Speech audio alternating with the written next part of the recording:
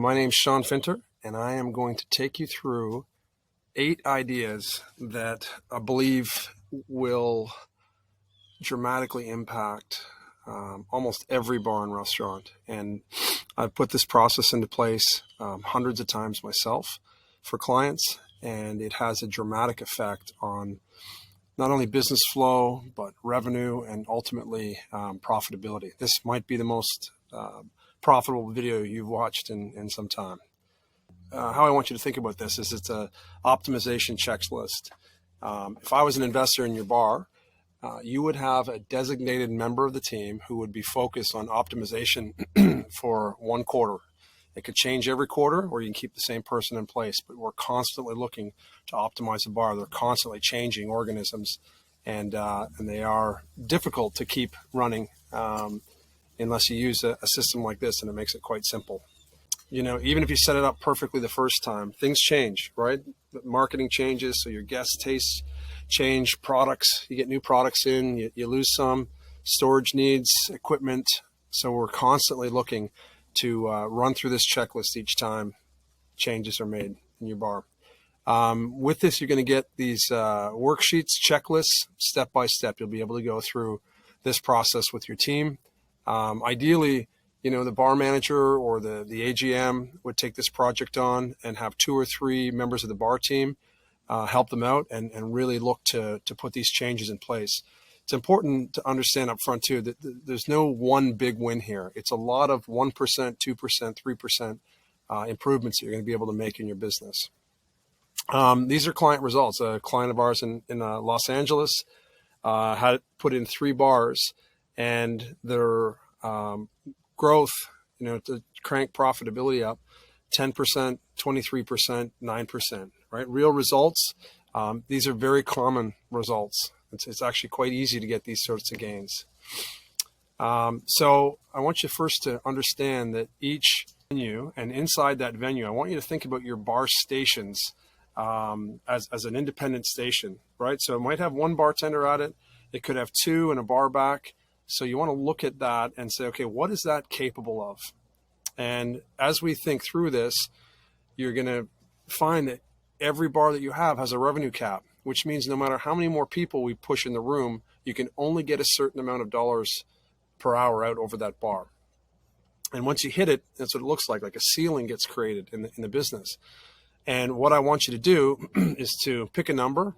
20 is a great number to shoot for first, and see if you can raise that revenue cap up by 20%.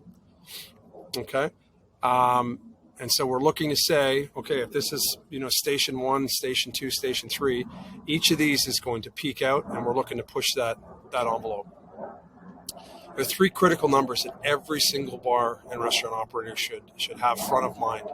Number 1 is the optimal revenue that station could take in a peak hour block. Your typical peak hour blocks are 3-4 hours. So Friday night between 9 o'clock and 1 in the morning, let's say. That's a block. You want to look at what is that revenue ceiling in that business. And how I like to look at it is to go back about 12 or 13 weeks, look at that same block on Friday night and what happens during that time. And then you want to punch out the outliers. You might have a really high one. You know, maybe someone bought a bunch of champagne for a function and it skewed the numbers. You might have a really low one. You were short-staffed that night. So you take those outliers out and then look at that block and see what it's trading at, what it's capable of doing. And then, of course, understand that the total volume gets made up by individual bartenders handling your cash and your product.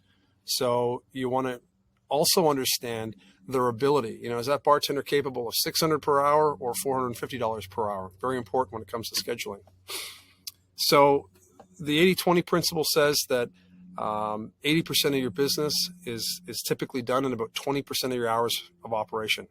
So if you had a bar that was open from noon till 3 in the morning every day, you're going to find that, you know, typically you take 80% of your revenue in 15 to 18 hours a week. That's your Thursday night, Friday night, Saturday night for 3-4 hours at a time, right? That's it. The other rest of the week is a lot of hours for a very little bit amount of money. Now, if you can get your revenue up by 20% and your bar is already profitable, typically venues that can do that double their profitability. So if you were making 5% net profits, you're now going to make 10% net profits. The reason for that is every dollar over and above that revenue cap is about 70% net margin, because all your rent's already paid, everything's covered, right? You're just driving more revenue, and you've got people waiting for those drinks. You're just having a hard time getting them. If your business does 100K a week and you're open 100 hours a week, you're typically doing 80% of your revenue in that 20 hours. So that's what we want to focus on. That's when the money's made, in those 20 hours. Peak trade, just means that it's continuous service. So a bartender's working next person, next person, next person. Doesn't have to mean 5 deep. It just means that there's no break, and then you're in a peak trade scenario. You've got opportunities to advance inside of that. So again, we want to drive that roof up there.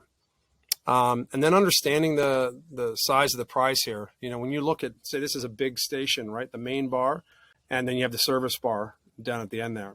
So you take the total of that, $400 an hour plus 400 plus 400. Service bar might do 600 because they don't have to interact with guests.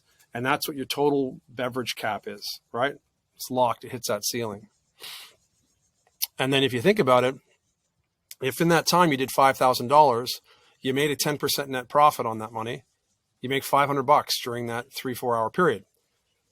If you add $1,000 in revenue and you made 70% net margin because your fixed costs are already covered, now you're at $700, right? So you've made more money on the $1,000 increase than you did on the original $5,000. That's how this works. Okay.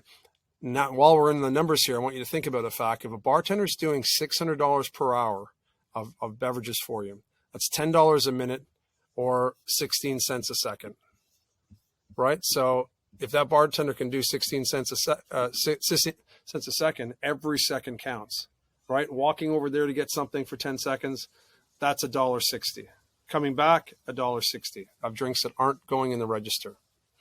And then we also start to look at opportunity costs, because if you have one bartender that can do 600 an hour and another can do 450, we have a $450 opportunity cost to have bartender 3 working during peak hours, right? Once you see the numbers this way, you'll never think of your bar the same again.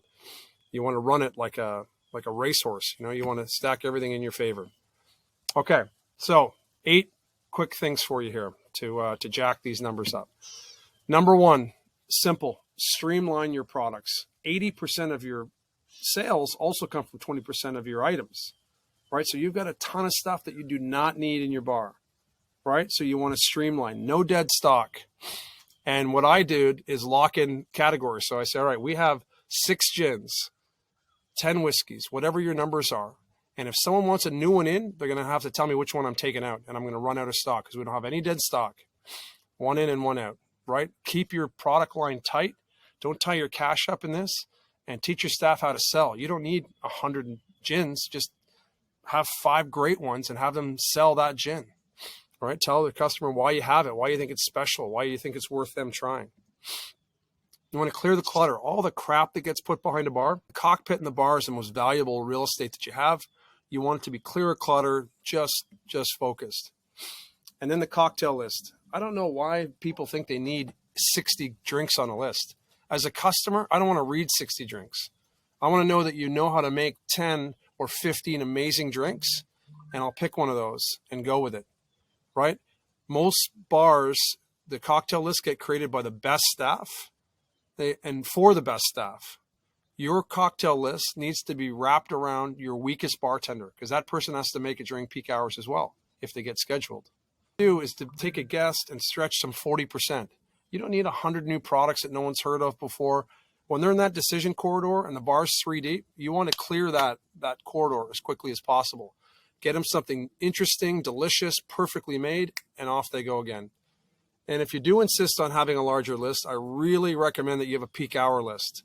So there's a cut down list. The big list goes away. The vanity list goes away, and you roll with the peak hour list. As a customer, I do not want to sit behind someone reading a list for 10 minutes while my friends are back at the table, right? So you want to churn that area as quickly as possible. Number 2, simply knowing your numbers and sharing your numbers. Bartenders are inherently competitive people, and you want to let them know that, hey, this bar at its best has done X amount of dollars per night. they will look to compete and to crawl those numbers up. We had never broken $4,000 on this little bar on a Friday, Saturday night. So we wrote $4,000, and within 3 weeks, someone did $4,100.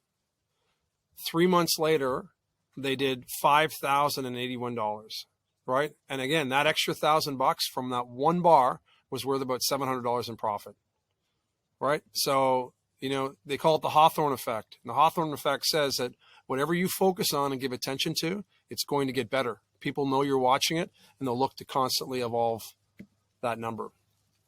So you just want to post your current revenue. You want to have your high score up there, the team, the people that accomplished that. And then you also want to give credit to the barbacks too. A barback can make or break a bar. So have the team that accomplished it and look to see how you might increase revenue in that business. Number 3, you want to shrink the work radius. So a bartender works in a cockpit behind a bar. And the typical rule is I've got a 6-foot wingspan.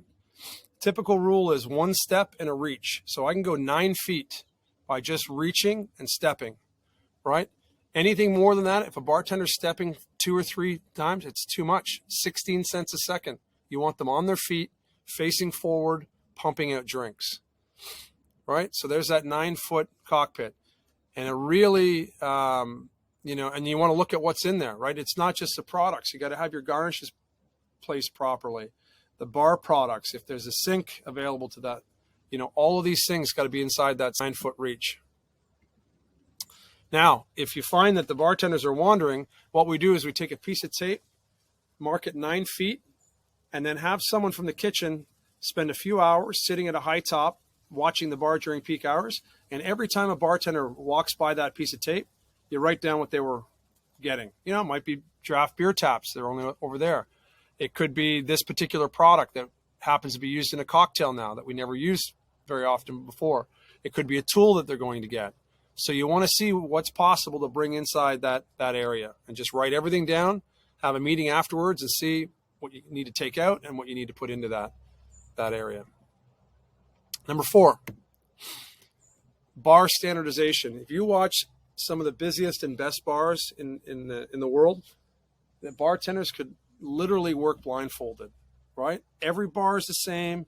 Every product's the same. They can reach behind. They know everything is in the right place, right? It costs nothing to standardize your bars.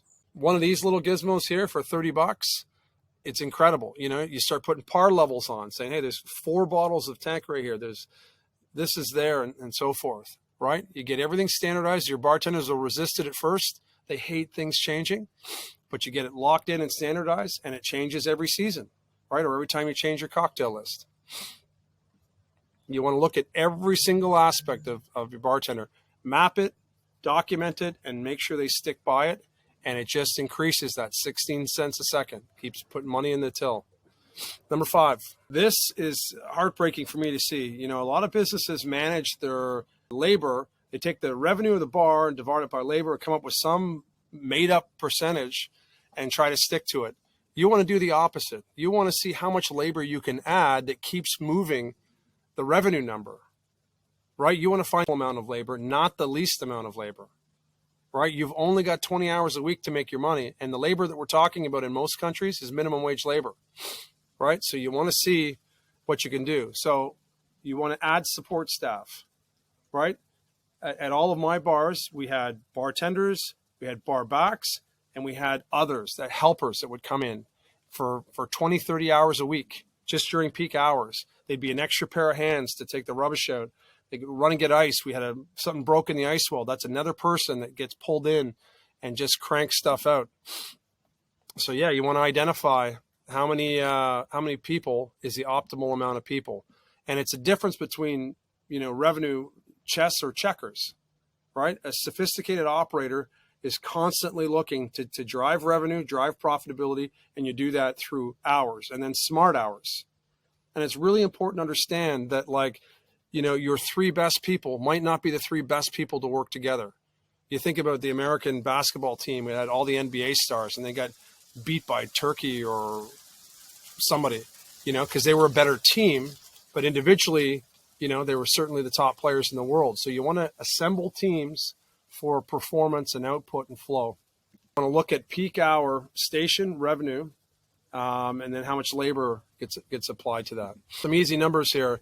If you're looking at 10 peak trade hours, hourly potential that could increase that alone is $200, right? You get $2,000, and that labor, even at $10 an hour. So if I'm going to give you $2,000 more in revenue for $100 in labor, you'd buy that all day long, right? Now there's a point of diminishing return. You can't just keep putting people on, but 95, 98% of venues have too little labor on during peak hours. So you got to make that adjustment.